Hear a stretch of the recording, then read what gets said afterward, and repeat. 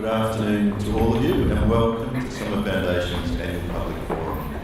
My name is Paul Conroy and I'm the chairman of the Summer Foundation board. Our forum is being held on the lands of the Wurundjeri people of the Kulin Nation and I wish to acknowledge them as traditional owners. I would also like to pay my respects to their elders past and present and to the Aboriginal elders of the communities who may be here today. Our theme for this year's forum is From Hospital to Home, and we'll be exploring the discharge journey for people who leave hospital with complex disabilities or needs. Everyone here today, along with those of you who are joining us live via Facebook, are eager to hear how we can achieve the very best outcomes for people with complex needs as they move from hospital to home. We encourage you to contribute thoughts and comments both during and after the forum via social media. On Facebook, you're welcome to interact via our live stream. On Twitter, please use the hashtag #HospitalToHome. So let's get started. First of all, I'd like to introduce and welcome back the host of today's forum, Beverley O'Connor. Beverley is the presenter of ABC News 24 The World program, and this is her third consecutive year hosting our forum, and we feel very lucky to have her. So thank you for coming back, Beverley, and over to you. Well, thank you.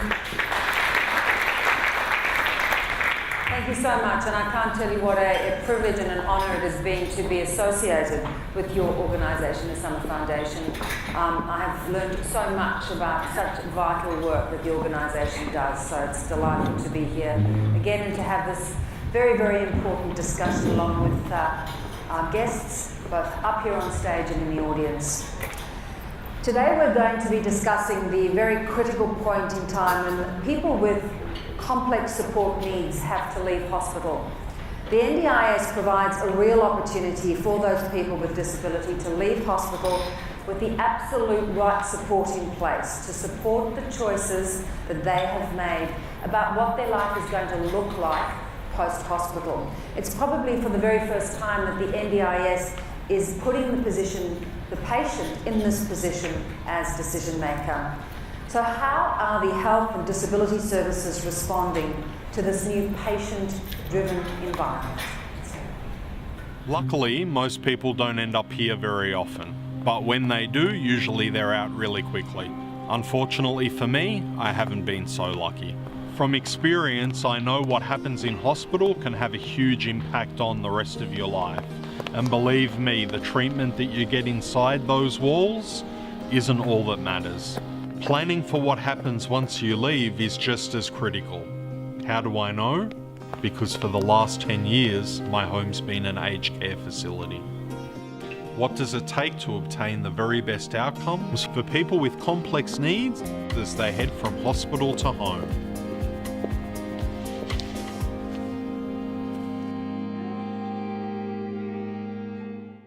So let's kick off. Dina Watson is the Associate Director of Allied Health at Alfred Health. Lovely to have you with us, Dina. Let's talk firstly, why is the point of discharge so critical for people with complex support needs, particularly those whose level of support has really increased? Quite a few reasons. At the forefront of it all, there's a massive adjustment, I think, from going from hospital to home that we all experience with anyone leaving.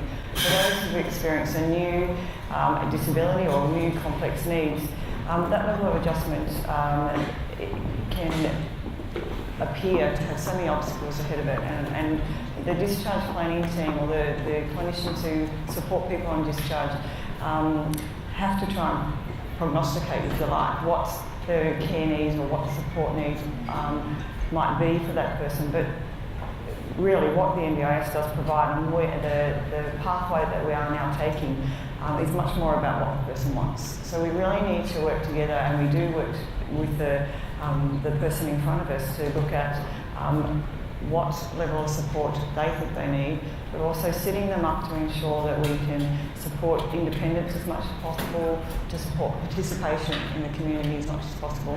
And we have had to adjust our thinking regarding that a little bit throughout this journey of NDIS, but Certainly if we start those discussions early, if we look at the possibilities, if we listen and support the person who's entered the hospital system to achieve their goals, at that early stage we can certainly set them up for a great pathway. And I wanted to, have you noticed, has it become enormously obvious to you what the magnitude of difference is if there's a good or bad outcome?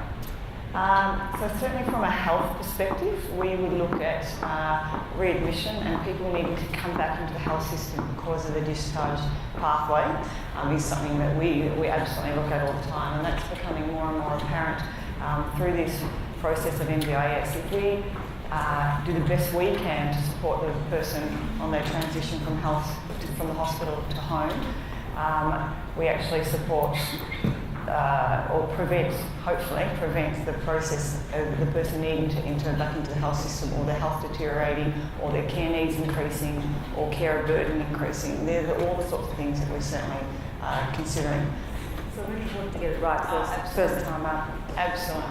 Before we continue the conversation, if we have any more phones, whoever's responsible is going to buy us all champagne. Okay? So maybe get them on silent if you can quickly. All right, let's move on to Bryn Lewin. Bryn is the Occupational Therapy Manager at Austin Health. Lovely to have you with us, Bryn. Tell us about the patients that your team supports through discharge, and give us a sense of who they are and why their needs differ so much.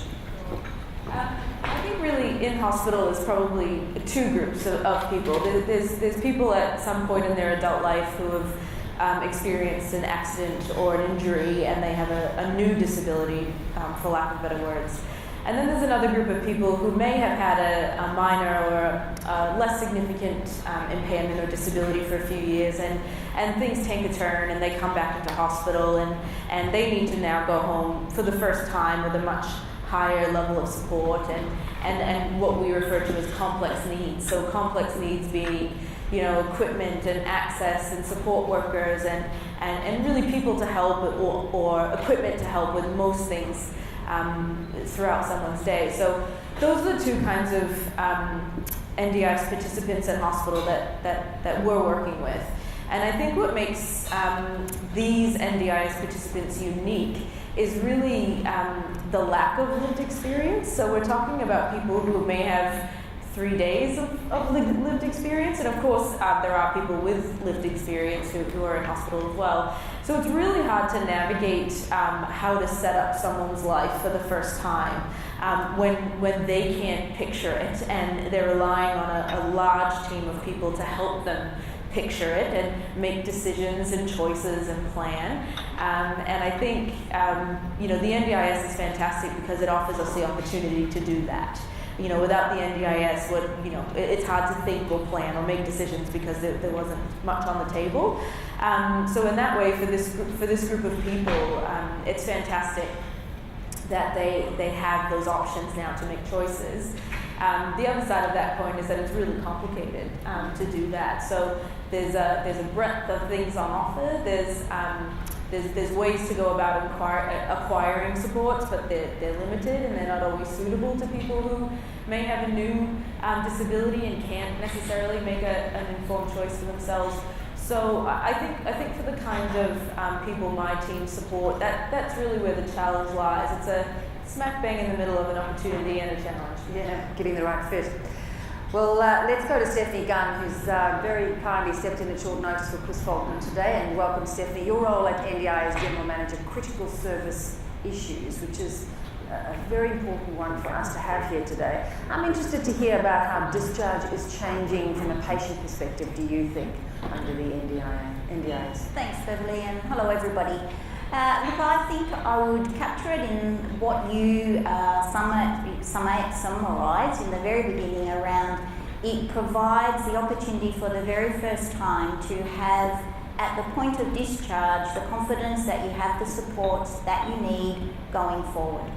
But it's really important that at the point of discharge, that's all done, and we start right back at the very beginning, at the point of admission, understanding access and making sure. So I kind of talk about two groups of participants, or two groups of people.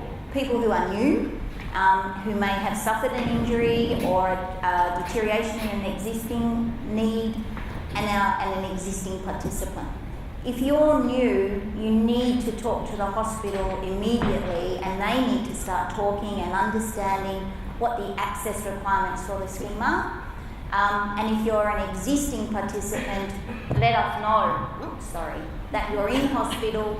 Let your providers know that you're in hospital, so that we can start thinking about any change in circumstance and any change in plan that you might need. And so then what opportunity does it provide us, I suppose, and choices? Because I guess that whole picture doesn't necessarily reveal itself right from the very beginning. No, and I think this is a huge learning opportunity or a huge learning challenge for everybody to say, on the basis that I now have this injury, what will my life look like going forward? What do I need in my life? What supports do I have existing?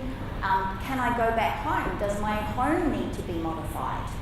And if we start planning with you, working with the hospital staff to understand those needs going forward, what type of support will you need, and make sure that we've got that planned in a timely manner for when you're medically ready for discharge. And is it different, very different now under NDIS, that discharge point? Probably just a few. I would say that we have seen changes, without a doubt. There has been changes. The system and process, obviously, the evolution of that means that we absolutely are discharging the way we've always discharged, and to keep the system going, we've needed to do that. But in terms of the interface and when we start the planning for NDIS, or what certainly in our organisation, I know the Austin as well, we are people who are on an NDIS pathway. That is from day dot. There is absolutely a group of people that enter the health system who we believe, or we will invest in, because we believe they absolutely should have access to NDIS. And there is a clear-cut group of people like that, and that pathway would commence from day dot. Tom Warsnop, you're Executive Manager of Practice at the Summer Foundation, and over the past 18 months you've really been working very closely with health services around the country, trying to explore just how they are adapting to these changes associated with the introduction of the NDIS. What's their overall experience of hospital teams, and do you think the discharge process? Well, in our work we've discovered there's some quite different things going on. For example, with areas where the hospital has really taken on board the NDIS, they've had to do a lot of adjustments to the way in which they can frame their conversations around disability rather than health. I think we have to acknowledge that the NDIS has been a massive change, and that the responsiveness of the system has been relatively slow in certain places. And I guess that the big thing about that is we need to make sure that we cover off how the scheme can work best in all places, and we have to make sure that the people who are in the hospital system have a good understanding of what the NDIS can bring, and that has required significant rethinking at times. And at the same time, I think we need to acknowledge that we are looking to having a massively improved capacity for the disability system to respond to people's needs. And they're the sort of, the potential of the scheme to make that happen has to be communicated effectively as well. But you're saying there's a bit of a disconnect at this point, or a bit of a lag? Well, I think we've got to acknowledge that some places have actually been able to get on board with this really quickly. They've skilled up their workforces really well, and other places have actually had a real challenge in being able to do that. Okay, interesting perspective, thank you. Brendan, Stephanie's talked about the difference the NDIS will make at the point of discharge. What are the shifts that you're seeing? Sorry, in terms of discharge? Yeah, look, there's definitely a shift. So, and I think it's important to be clear that when you look at, before transition in 2016, if you were 55 years old, specifically in Victoria, and you suffered an accident or an injury and you needed support to get home or a wheelchair, the reality is that you weren't going to get it. That's a fact. So it's the world has changed significantly, because now people are eligible for the NDIS and they are eligible for the supports. And very, very consistently, we in health, or in my health service anyway, we're not experiencing the NDIS not funding those supports. The individuals are getting them and they're using them to go home. As Tom alluded to, there's process issues on both sides. So there's the ability for health systems, and these are very big organizations. We're talking 8,000 person all the way up to, I believe Monash has 16,000 people on staff. So these are big systems trying to learn and change and adjust. And also the NDIA, which is trying to do a lot more than just support the people we're trying to support. So it's really about trying to get both of those systems to learn about one another, learn to speak to one another. And a gap that there currently is our ability to collaborate with one another. So my vision for the future is that as we learn and evolve, there become more opportunities to partner around some of these really difficult situations. Well, Penny, you of course come to this conversation with a broad range of experience. You're a former NDI employee yourself, a person with a disability, and a disability advocate. Today, I believe you're going to be talking about a specific discharge experience that you had. So let's take a look at the circumstances that you confronted. I had a hospital admission through mental health with depression and anxiety, and I was in there for 3 months. In the middle of that, my husband told me that he wished to leave the marriage relationship with me. We'd been together for 13 years, and this was a shock to me. My husband actually provided around 3 to 4 hours of support per day, so there was a significant gap that I was going to be experiencing coming home from hospital. So I had a support package from NDIA, and that only just barely supported me. I needed to have my informal supports at an extra high level because there wasn't enough support in the funding packages. So the OT came out and did an assessment and only gave 2 extra hours a week, which wasn't covering my needs at all. And I felt quite overwhelmed by the fact that they'd overlooked my informal support hours that was once provided by my husband. And it's really good of you to come and share your story. Give us a sense, before your husband left, which was a very difficult experience, I imagine, emotionally as well. Practically, what kind of support was he giving you? There was supports like personal care throughout the day, so during the day, at night and in the morning. Also cooking and arranging things within the kitchen where I couldn't lift heavy pots. So there was also gardening around the home and maintenance that I undertook without even a hesitation. So all of this environment had changed for me. So my formal supports I needed to have in place to make sure that my independent living skills were kept in play, and for me to have quality of life was essential. So I required those extra 3 hours a day to be able to maintain my health and well-being, and to do that it was actually stopping me having being readmitted to hospital.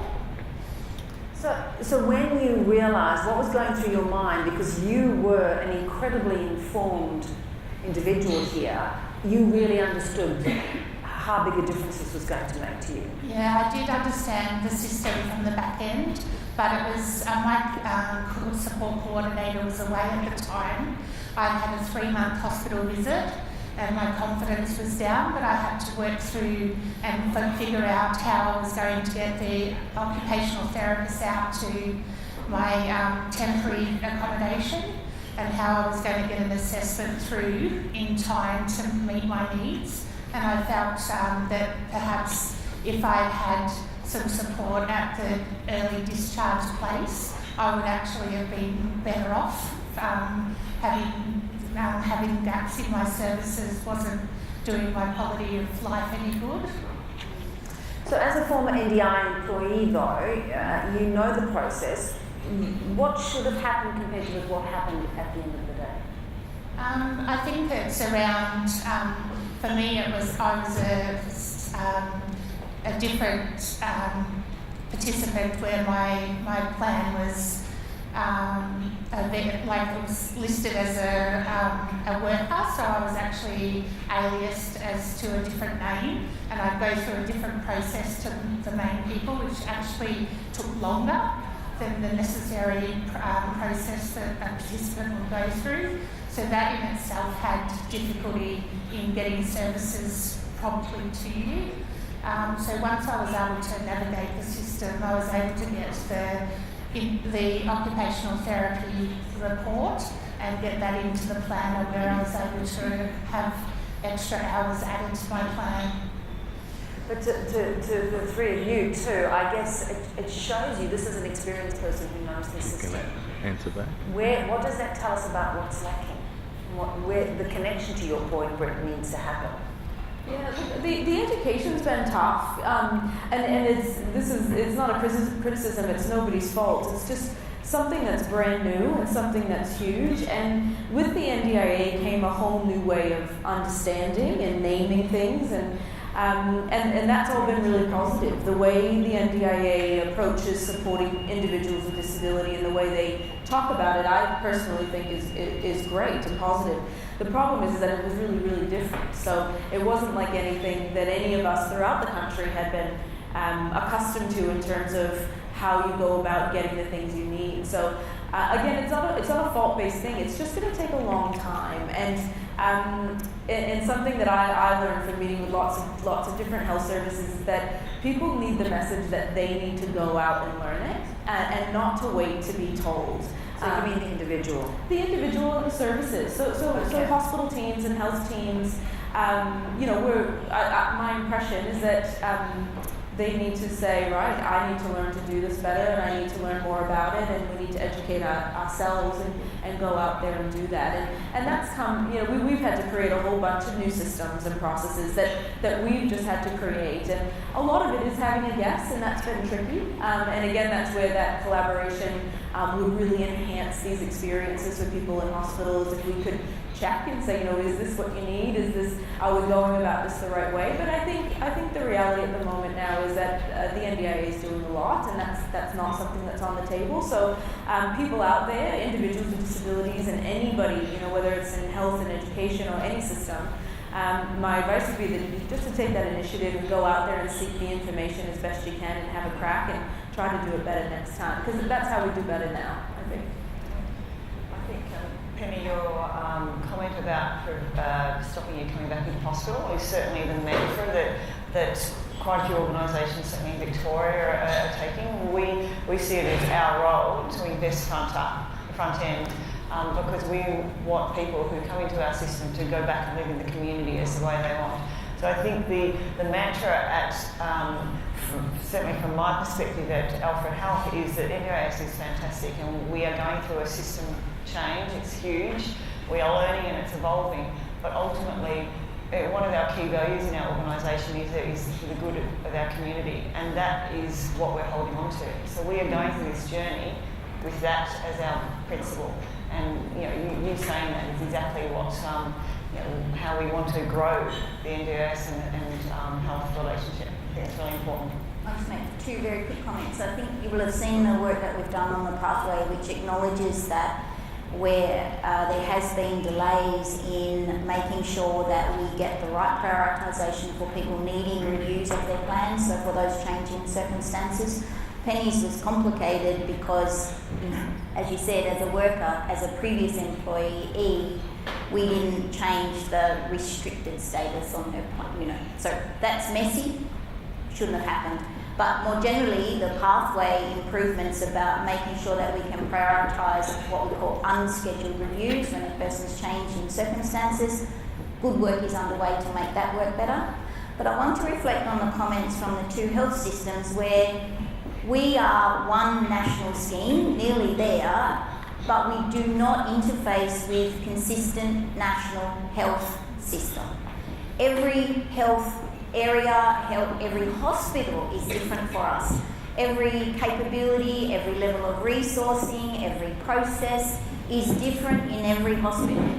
And so as our teams are growing and embedding themselves in our local communities, our job, as is the health system, is to understand how that works and to make ourselves known, to connect, to be available, but to understand and make sure that our processes respond to all of those different nuances across each of those different locations has been, will continue to be challenging, but it will get better as we become a national system. That's a great point you make. Let's go to Rosie Mubarak, who leads an aged care assessment team based at Liverpool Hospital in Sydney. Now, where are you, Rosie? There you go. Sorry, Rosie. I've been told that when a young person with a disability comes to you, you take real personal care with that young person. Why is that so important for you? I think as a leader of the aged care assessment team, I have a responsibility to make sure that young people who are coming through to aged care have had all their options explored and exhausted. And I think if that was my brother, sister, cousin, would aged care be an outcome that I would be happy with? And the answer is no. So I guess I understand that we have systems that we have to work in. Aged care is bound by the aged care legislation, policies and guidelines. But I think in this case we have to make sure that the system works for the client. And in doing that, we have to look at each client as an individual and look at those specific, their specific needs and what options are out there and available to them to make sure that we're doing everything before we're looking at aged care as the solution. And I think everyone here would concur with you in the room. But what does it take to satisfy you that that is the only option or the best option for a young person? It's, I guess my level of knowledge and understanding of the agency and the scheme has evolved over time.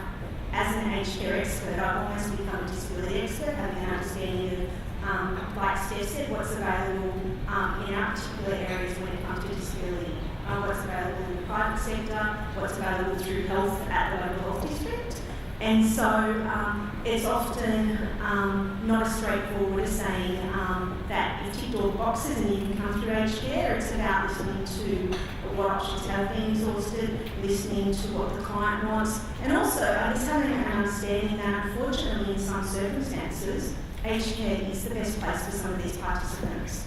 And making sure that if they do go into aged care, their care can be supplemented with funding from the NDIS, and their needs can still be met well. But in a sense, it's for the first time there is an option to consider many more options before aged care now. Oh, absolutely. We've had some really good outcomes, and we're very lucky to work. I'm very lucky to work in a health district that do advocate for our younger people, and will look at all those options available, whether it's disability accommodation or private services before they come to aged care. Often we know when a client is coming to the ACAT team for an assessment to go into an aged care facility, that often everything has been explored, and often it is the best outcome for the client. Rosie, thank you. We'll chat further during the course of this hour. Well, Will Cooksley had an accident that has been life-changing for both him and his family. The roles and the relationship simply changed overnight. Let's take a look at their journey.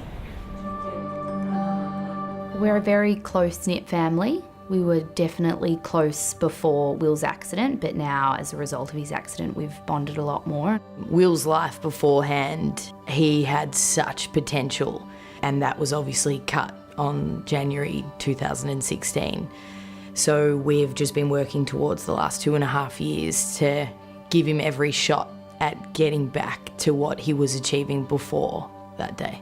The highlight was when Will started walking. We'd been told that as a result of his brain injury, that was most likely not going to be an outcome for him. When he was discharged from hospital to home was a huge outcome. He's 27, like he's not meant to be in a nursing home. He's also not meant to live at home with mum and dad. Navigating the maze of what the NDIS system was massive. Lucy was just a godsend. She just ploughed through all the stuff that she had to do, the phone calls, the paperwork, just documents that she was sending in, which were sort of 21 pages worth. We've come to the outcome that we have based on our own advocacy rather than the system. Getting him in his own apartment was just so much more suited for more recovery for him. We can see what potential he still has for improvement. It's a scary thought to think of the people that don't have the backup and the support that we were able to give Will. And that was a huge motivation for me to advocate for Will and to get the right outcomes for him. They're just too good to me. I'm very happy. Very happy. Thanks, girls. And the Cooksley family are with us, Lucy and her mum. Lucy, let's ask you, I mean, this was such a life-changing event for your family, and you've advocated, as we saw in that, so strongly for your brother. How extensive has that commitment been, and how hard has it been to just keep going and not ever give up? Look, I don't think it was ever difficult to not stop. We wanted the absolute best for Will, but I suppose it was difficult for our family because we were stuck between the DHHS and the NDIS rolling out, but we were also in a position where the hospital wasn't really providing a whole lot of support in terms of housing options. They really wanted Will to go home with the family. As a result of that, we weren't getting the support that we needed for early access to the NDIS. So I went through the media. I also had a petition that got over 6,000 signatures to try and get someone to advocate for us. We also had our local MP represent us in Parliament.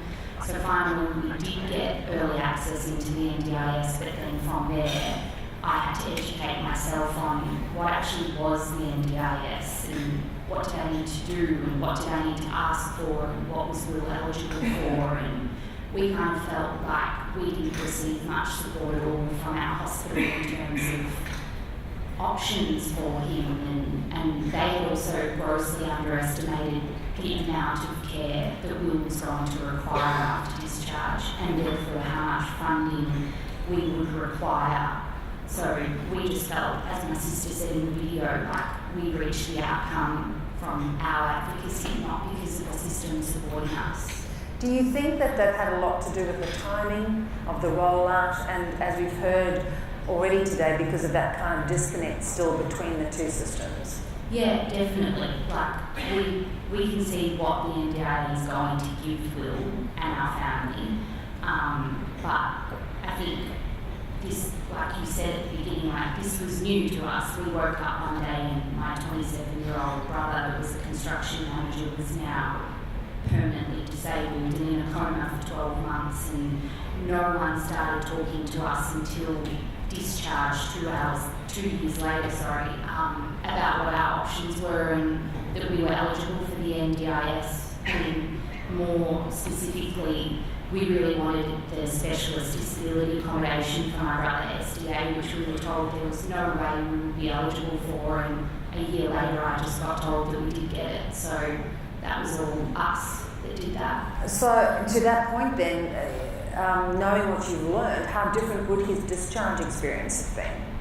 I think what we wish is that, or what we would see would be the best process, is that someone from the NDIS system actually comes into the rehab or into the hospital long before any commencement of discharge planning and educates the family. This is what's happened to your family, this is what it actually means. Like, we didn't feel like there was a lot of acknowledgement of this is my brother's rest of his life. Like, this is not a broken leg that he's going to recover from.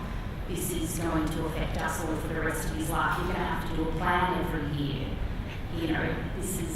We just needed someone to come and educate us, and we really felt like the hospital we were in weren't providing that support because they had no idea either. So there was this big gap. But let's come back to you when you're planning a discharge for a patient with complex support needs. What are the things that you have to consider, and some of the things that we've just heard from Lucy? How critical might that be going forward? Yeah, absolutely. Thanks to Lucy and her family for sharing that story. And I think it is the perfect highlight and sort of exemplifies what I was saying before, which is there's a lot of education to do, a lot. And we, even though we're 2 years into full rollout, we're still not there yet. So I think the thing The thing that I think that health discharge teams need to do most is to build confidence and capacity and provide that ongoing education about how different the NDIS is, and that we cannot, it's nobody's responsibility or in fact right to say, no, you're not eligible, or no, you don't qualify for this other than the NDIA. And that's a really big change for funding schemes in disability and certainly health. So I've seen that a lot in my team, just getting people to open up their thinking about the scheme and about the potential, and even if they don't know answers themselves, to say, look, we need to explore this and we need to test the system basically to see what's out there, and that is challenging. So I think ongoing education, really driving home that this is the health team's responsibility to become educated about our limitations. We have real limitations with that, so we can become educated on what's in print, the black and white. But when it comes to negotiating the nuances and certainly the decision making, and SDA is a big one for that. Nobody can make that decision but the NDIA, and so we still do need that partnership. The commentary about a greater presence, whether it's actually NDIA staff, but a greater presence of that collaboration in health systems between the NDIA would go a long way. Yeah. Beverley, if I might just very quickly, that suggestion, Lucy, is spot on. We have been exploring in another state the idea of having liaison officers located in a couple of the key hospitals, so that they do exactly that, whether they're there immediately for the family, they explain the scheme. We know it's complicated language and it's new, so we need people to be able to say, this is an option for you. When you're ready, contact us and we can talk to you about it. So we'll be trialling that, looking at how it works over the next 3 or 4 months, and looking at what we might do more broadly as a result of that. Dina, I guess a lot of people see money as the big driver, and that's obviously critical to the whole experience of discharge and stuff. But what other things need to be taken into consideration?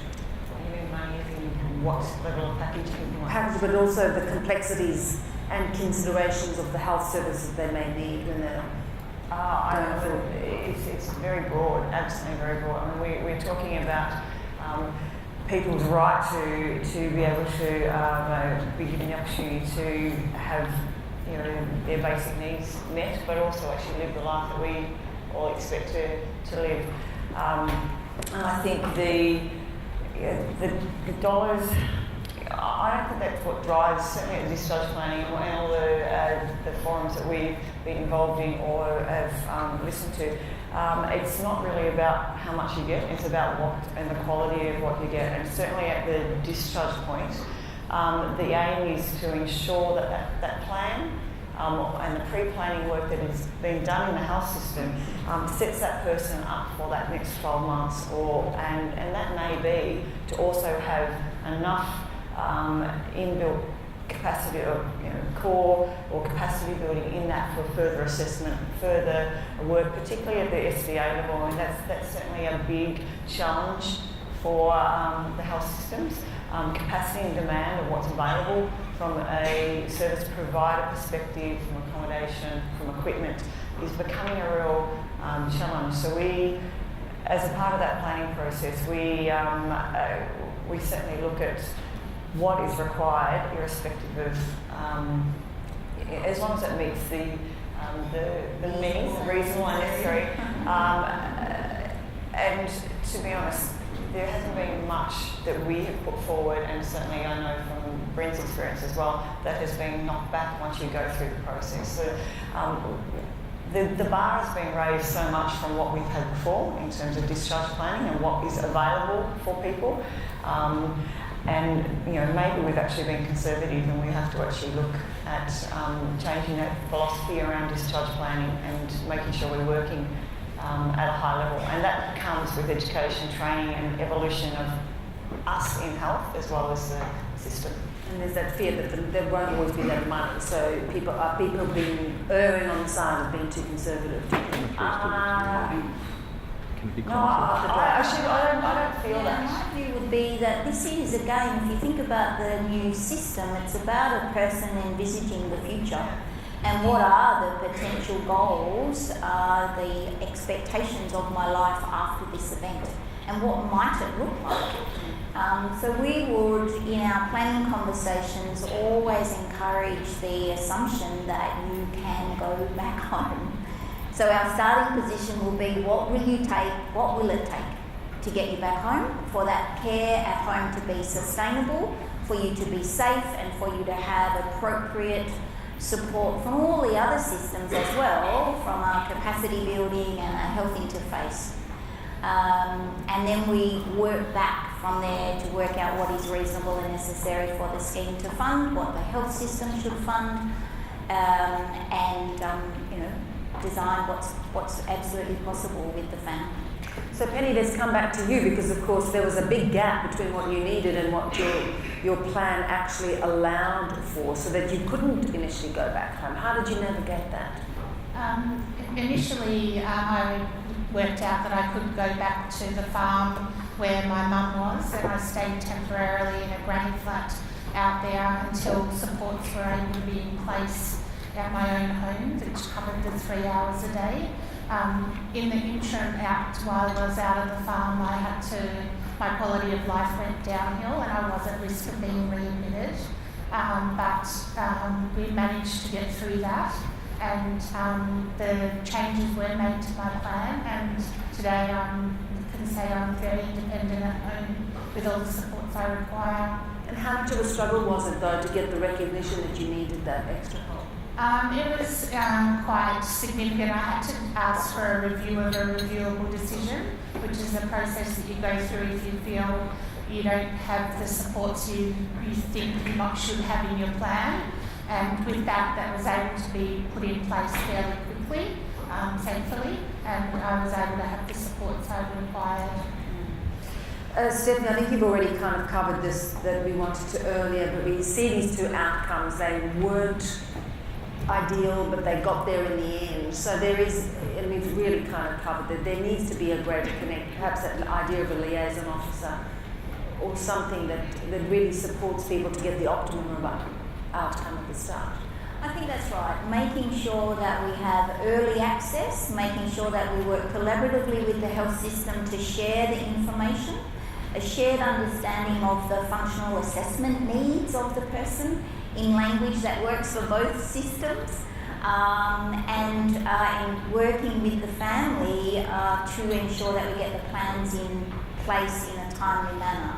For the existing participants, it's about educating and encouraging people to use the plan flexibly in the first instance with the existing funding while we review. And as I said, we know that we have dragged our tails on getting unscheduled reviews done in a timely manner, and we're working very hard to address that.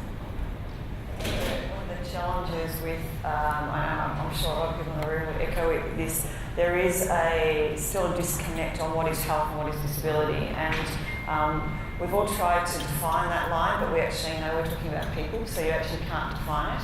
And thinking about the money side of things, I think certainly we've experienced it, and I'm sure a lot of people have, in terms of some agencies saying, sorry, that's health now, we don't see people under 65.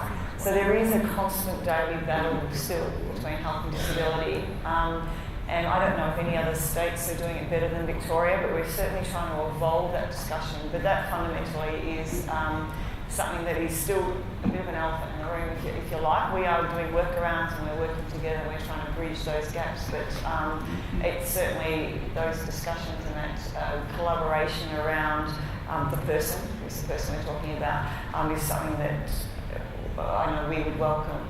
And it's certainly something that we are actively taking up at our Department of Health level to negotiate and work at that individual. That's a really good point, and a very bureaucratic answer from me is that there is a very senior working group across all state governments to try and land. So we started out with health on this end and the NDIS down on this end, and we worked very rapidly, very easily to work out what was theirs and what was ours.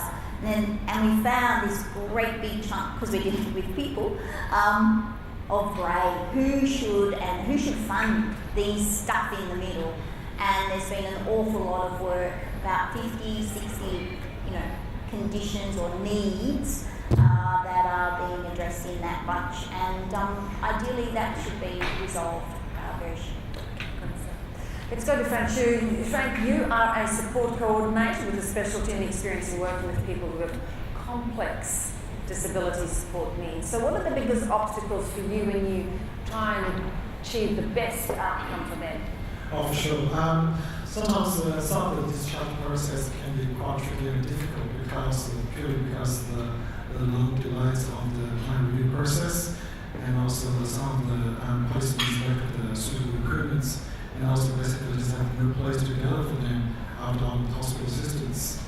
So I'll just give you two scenario. One is recently I had one, a client who's 37 years old, has been in the hospital for 3 years. And just so difficult to get him out of the hospital because basically he just has no place for him to go. And so he had a review 4 times over the past 18 months, and for various reasons, and we just couldn't get a plan for him. Another client is 21 years old, and because his health condition getting worse, so his SIS placement has just worked down. And his parents just basically couldn't look after him at home, had to relinquish their care and drop him at the hospital emergency department multiple times. So it's all very sad story, and it's put a lot of stress, emotional stress for the clients and the parents. As a support coordinator, I always want to help those people, but unfortunately, sometimes, like I say, we have to do a lot of paperwork. Like for example, past 2 weeks, I completed and submitted like a 9 monthly report, and just spent so much time on paperwork. I hope I can use those available time to work with the clients rather than to do this kind of paperwork. And give us a sense of practically what kind of challenges people with those complex needs face. Well, I think one thing is one of the clients in the emergency or crisis situation, when we call in and ask for the plan review, understand that they have a system, unscheduled and scheduled plan review systems. But even with the clients in the emergency situation, still sometimes can take not just weeks, can take months for the plan to be reviewed. So during that times, the client desperately needs support, and they have no other way to go. Yeah. So, which means that they have to either go to the hospital to seek for help, because the hospital system probably is the most safe place for them to stay. The family just couldn't handle it. Rosie, let's ask you too, of course, we're going to see changes. We've heard a lot about those in terms of the NDIS and what that's going to bring for ACAP teams particularly. What opportunities do you see? I think opportunities to work closely with the agency and the scheme. So there is opportunity for both organisations to work collaboratively for what's in the best interest of the client, and I think communication is the key. So I think Steph mentioned about having liaison officers at hospital sites. So that's something that we've been talking about locally as well. And I think it's that fine line between where that early intervention happens and it being the right time for the family to have the information at the right time to make the decisions. So I see a lot of opportunities. This is still a very new system. And I think we need to just all be very patient, and I think we need to give it some time to evolve as well. And I think into the future, people with disability are going to have far better outcomes than we've seen in the last couple of years as the program has rolled out, because we're all understanding how the system works, we're understanding what people can receive, and we're getting an understanding that people with disability can actually live at home. Their needs can be met with the insurance scheme, no matter how great their needs are. And if home's not the best place for them, then there are accommodation settings outside of aged care where they can have their needs met. Well, Kate and Tony Rowe, we have some footage which talks about your recent discharge experience, and we're going to come and talk to you in just a moment. But firstly, let's take a look. There's always been Kate and I, and we were sisters. We were very, very close. We used to see and speak to each other all the time, and she was my best friend. In 2011, she got diagnosed with a very large benign tumour. She had surgery and radiotherapy, and she had a second operation the following year, and that's what left her with the severe brain injury. I didn't know if she'd survive. And to be told by professionals along the way and medical experts, she'll never recover, find a nursing home that's willing to take her as a 29-year-old, I just couldn't accept it.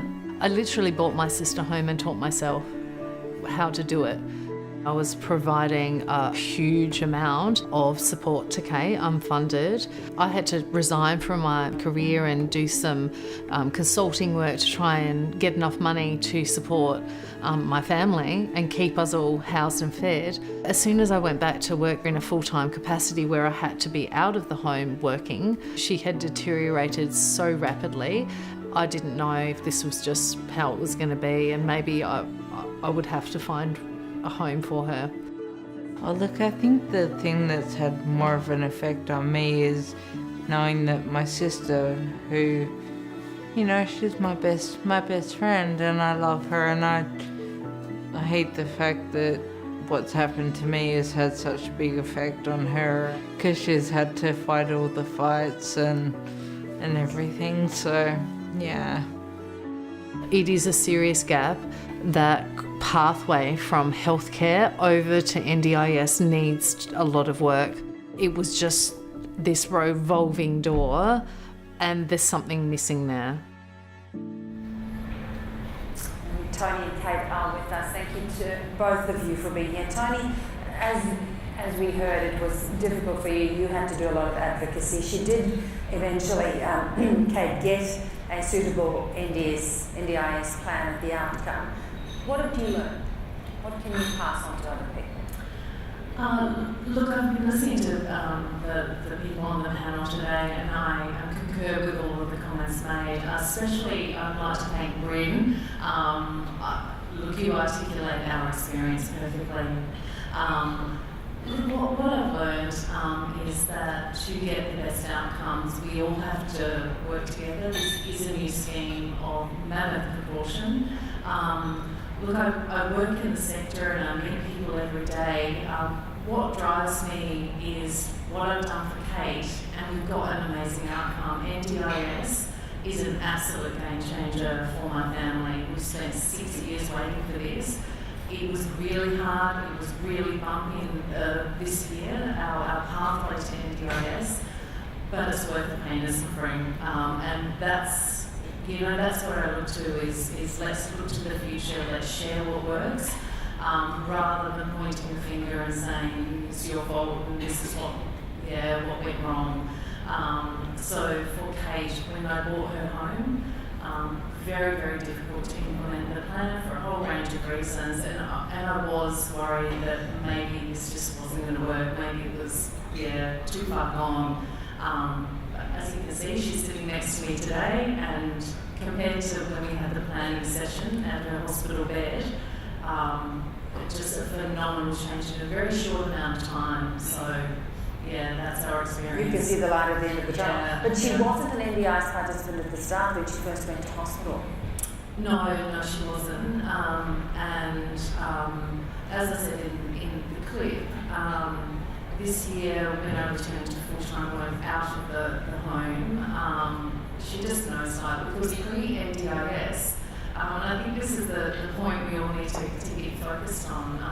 Pre-NDIS, we just scraped together whatever support we could get our hands on, and it was nowhere near adequate. And so when that informal support was taken away, i.e. coming back to work, Kate just deteriorated really, really badly. And so, when Bryn was talking about hospitalisation and just the experiences from the healthcare perspective, that was what we went through this year. So Kate was taken to hospital by emergency vehicle, like she would, without going into personal detail, the condition was so bad in acute, events that I couldn't even get her to the car. So, when we talk about NDIS, and we have to look at it, we need to make it financially viable. I know no one's mentioned that today so far, but we're so grateful for NDIS that we will work within the principles of the NDIS. Our goal is directed by Kate. So Kate says to me, I don't want people around me as much as I have at the moment. So that's her motivation. Our goal is to go back into her review meeting, which is, we haven't got a 6-month plan. This is quite significant. But our goal is to go back into that planning meeting and to be able to reduce supports. To the level we needed the intense supports to bring her home because the mistake was so bad. But this is the way the scheme's supposed to work. But there's a lot of fear out there in the sector, so people are still grabbing what they can. I have confidence now for a better future for Kate. And in terms of that funding, that is such a critical one. How do you, what are the challenges of it, and how do you see it when it works properly? Again, I have the privileged position of working in the sector, and I've just recently finished some work with an intermediary. So I've had the privilege, I guess, of seeing thousands of plans in full and then meeting participants and seeing some of the gaps that are coming through in the planning sessions at this stage. Look for, actually, can you repeat the question? Sorry, I'll track it in. That's okay. It's around the funding and what worked for you in terms of that model you really needed for Kate. Again, Kate has a complex presentation. So for us, what has worked is getting a combination of daily supports, like we've got the lovely Tanya sitting next to Kate. She's one of her key support workers who knows her very well. So we've been able to use NDIS funding very flexibly. For the first time ever, we've got choice and control of the workers. There's different ways to use your plan that we've had access to for the first time. But it's another area that I notice more broadly is, therapist hours for people with complex disability are really, really vital. And that's one of the areas that I see needing a bit more work, because I'm meeting people, I try not to compare, because NDIS I think is a market of one. So just because you have the same diagnosis doesn't mean you've got the same needs. But I can't help when I'm sitting in front of someone and observing and talking to them thinking, you don't have the plan that you need to support what you're telling me your goals are. So I think there is some more work to do. This is a big social reform, and it's going to take many years. And everyone collaborating, working together, communication, all of those things, and educating. And also, the elephant in the room for me is still low expectations of people with disability. And I think as a society as a whole, we've got a lot more work to do there. I think that could be next year's panel discussion. Thank you very much, Tony. Alison McEwen, you're the Disability Discrimination Commissioner, and thank you for joining our conversation. The NDIS is a framework and vision that should improve, as we've been talking today, about the discharge outcomes of people with complex needs. It's also very process-driven, and health workers have to try and navigate that, as we've heard from everybody. How do you think we should be moving forward to bring what we've talked about in terms of health and disability together? Thank you, Beverley. We heard informed a many campaign such as lack of communication, different service providers, understanding of the needs of people with disability. What we need is a person-centered approach, and we need organisations talking to each other. In my many conversations with people with disability, when they look at, for example, the health system, they're often told it's not my responsibility once the health issue is dealt with. So we need absolute recognition that it is a collective responsibility. And with a person-centered approach, organisations can become better at understanding not just the non-health or not just the health issue, but the non-health issue. What we also see is when the NDIS provides support, we can see people living independent lives in the community. So my point is, working together is essential to make sure that we fulfil the human rights of people with disabilities. And what we're hearing, the stories we've heard, and I think Tony made that very, very well, is it's not the same outcome for people necessarily with the same needs. So somebody needs to be advocating for their rights. How critical is that? Incredibly important. And what we are seeing is many people in the community don't have family or friends who can support them or even advocate for them. And I'm seeing in terms of a gap in where organisations have had their funding cut or broke their funding, they are unable to advocate for people with disabilities who are overwhelmed with a system that is complex and doesn't understand them.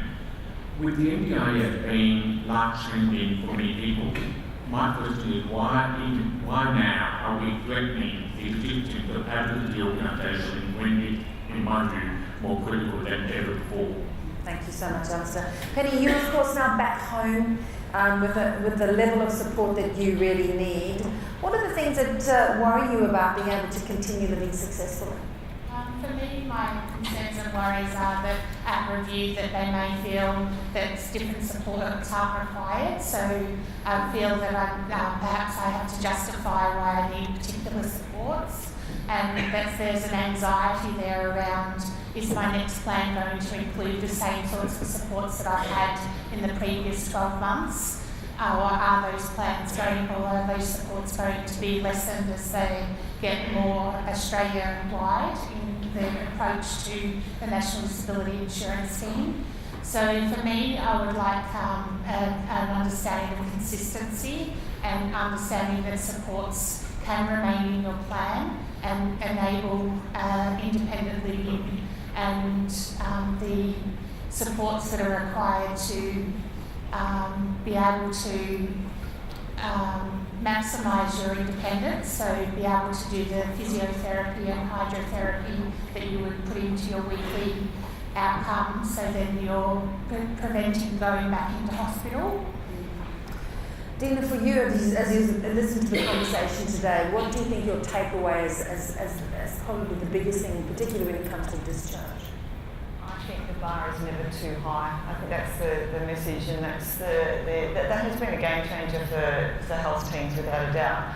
I had a conversation this week with in our mental and addiction health area, just by that. That is a whole change in philosophy around that sector. And just getting up in the morning and getting dressed and having breakfast is not the bar that we actually want for people who have got disabilities. I certainly think, so that is absolutely something that we need in health to make sure that we are continuing to advocate for. The advocacy is the other area that I have heard and listened to, and I think I'm hoping that as the years go on, we are more sophisticated within the health system, but also society will become more sophisticated around the system. I think that's really important. So the education regarding NDIS isn't just sector driven, it actually is community, it needs to be community driven.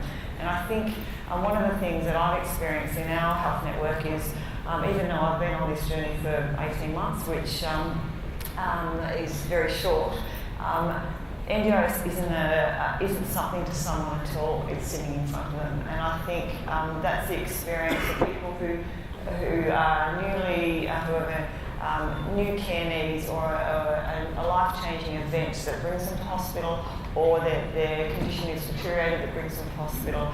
But also that's been the experience for the healthcare teams as well. Until we have to ask that question, does this person, should we go down a pathway that hasn't been real? And I think that's hopefully will change over very rapidly, and I think Tony said we have changed things quite quickly. For some people, we still need to catch up for them, but the vision in the future is the interface between health and disability there is actually a good interface, and that we're advocating when we should be. And Tom, back to you from the Sun Foundation. Of course, you're running this pilot for a discharge approach. Now you're working with the NDIA, Barwon Health and Ballarat. What are you trying to achieve with this? Well, I think the point that's been made several times is there's a need for collaboration to make this work. Steph said it quite beautifully, I think. There is health on one side, there's disability on the other side, and there's a whole lot of grey in the middle. In the past, we've had systems which have been largely supplemented through disability funding, and that's changing. We need to make sure that that collaboration at a practical level is actually going to be seen to be delivering to it. And let's go to Laura Schultz briefly, and of course you're the support coordinator, Laura, so you've got hands-on experience of this pilot that Tom's talking about. What are some of the early successes and learnings, do you think? Sure.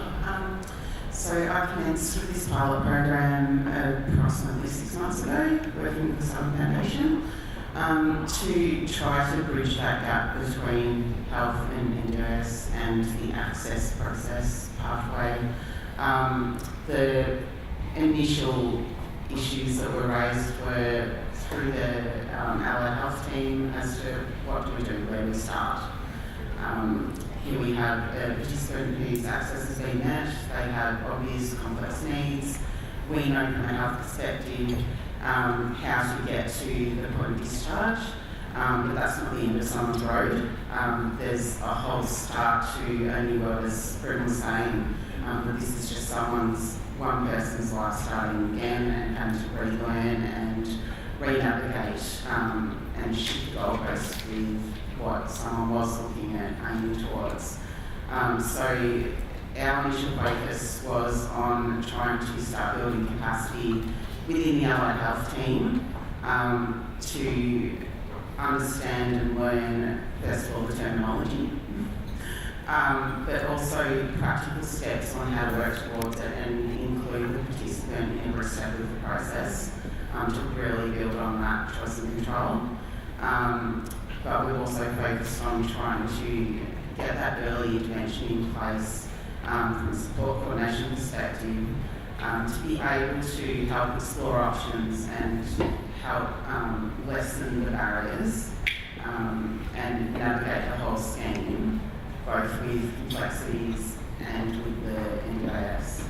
It seems that there's this ongoing communication and connection, which is so critical. And Stephanie, I guess, how do you think the role of the treating and discharge team then interacts with NDIS? Look, I think as the teams have both said, that is the crucial point, and we need to be able to provide those discharge teams with a more defined pathway into us as well. So just as these are forming and shaping their response to engaging with us, we need to be able to identify a much clearer connection. But that ongoing, early, deep, and a shared collaboration about making sure we get the right supports at the right time for that person, understood and planned, is where we need to be. And just coming back to you finally, Tony and Kate, the future, what does it look like for you? What is your goal? Are you there, or is it just an ongoing situation for you? Look, in terms of Kate's goal, it is remaining living in the community and building a further path to independence. We've been able to change accommodations. Kate lives in an independent unit at the back of my property, and it was purpose-built for someone with a disability. But that's stage one, and what's always driven me since our journey into the world of disability in 2012 is we don't have any family. There's me, and if something happens to me, what happens to Kate? And so, everything that I've done over the past 6 years to support my sister is about that journey, because a nursing home has never been the right place for her. So I can now see it takes a load off my shoulders again, and that's why NDIS is an absolute game changer. Very, very difficult to navigate at this point, but I'm singing it from confidence, which is it's fantastic. So that's what it means for Kate. I think that's comforting to a lot of people whose journeys are so very difficult. Bring back to you, what's the gold standard going to be after this conversation? The gold standard.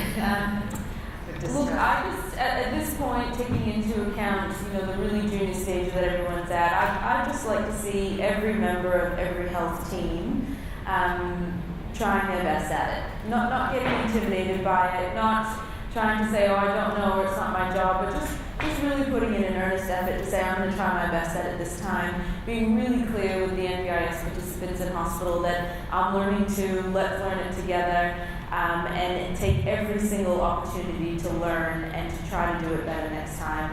I think that's the gold standard for you too. Yeah, well, that's great to hear.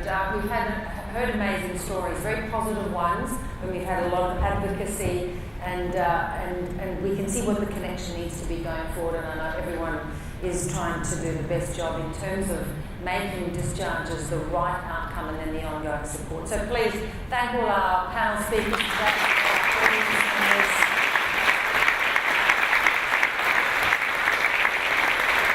Such a great discussion to have started and to have heard your experiences. And let's hand back to Paul Conroy. Thanks, Paul. Thank you, Beverley, and on behalf of the Summer Foundation, thank you everyone for the participation today. Special thanks to our guests for sharing experiences, thoughts and hopes for the future of discharge under the IS. We want to encourage you all to keep the conversation going. So we'll have video of today's presentation up on the website very soon, but in the meantime we really welcome your comments, feedbacks and suggestions via the social media channels. Please use the hashtag hospital to home. Before we wrap up, I really want to remind everyone that the Summer Foundation is hosting its Leaving Hospital Well seminar in this space at 1:40 today, immediately following the break. On your way in this morning, you should also receive a USB card that contains the most recent and up-to-date planning discharge resources prepared by Summer Foundation. It also contains the annual report, which I'm about to release today, as well as some information about the Royal Commission to Aged Care.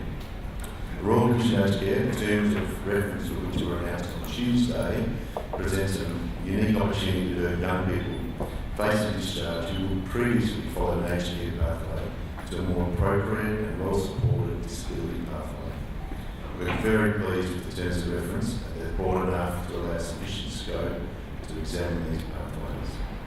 We can keep you up to date with the Royal Commission in our labs resources and also on our website and social media. If you haven't received a USB card, please pick one up at the Summer Foundation desk back of the room, and we'll have a limited supply of printed copies of resources and the annual report as well. So that concludes our annual forum for 2018. Once again, thank you everyone for your interest in the attendance today. Thanks.